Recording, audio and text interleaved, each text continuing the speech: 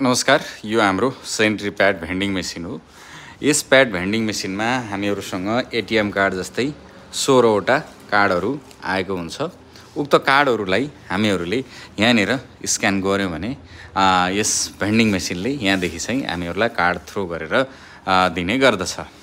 यस मेसिनमा एक पटकमा हामीहरुले 50 वटा प्याडहरुलाई राख्न सक्छौं। यसलाई अब हामीले खोल्दै छौं। यसलाई यसरी खोलिसके पश्चात हामीहरुले प्याडहरुलाई यसरी यहाँनिर राख्नुपर्ने हुन्छ। जुन चाहिँ हाम्रो यहाँ राखिएको छ अलरेडी।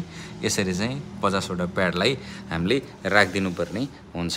प्याडहरु राखिसके पश्चात चाहिँ हामीले यसलाई पावर प्लगमा लगायौं भने यसले चाहिँ के गर्छ भन्दा मेसिनले यहाँदेखि कार्ड टच गर्यो अनि यहाँदेखि चाहिँ कार्ड दिने काम गर्दछ। यो machine fully made in India हो।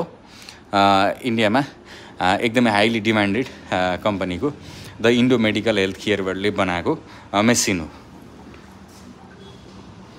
मेसिनलाई हामीहरुले वालमा माउन्ट गर्नको लागि यहाँ माउन्टर पनि दिएको छ। हामीहरुले कुनै पनि सजिलो स्थानमा यसलाई माउन्ट गरेर राख्न पनि सक्छौं।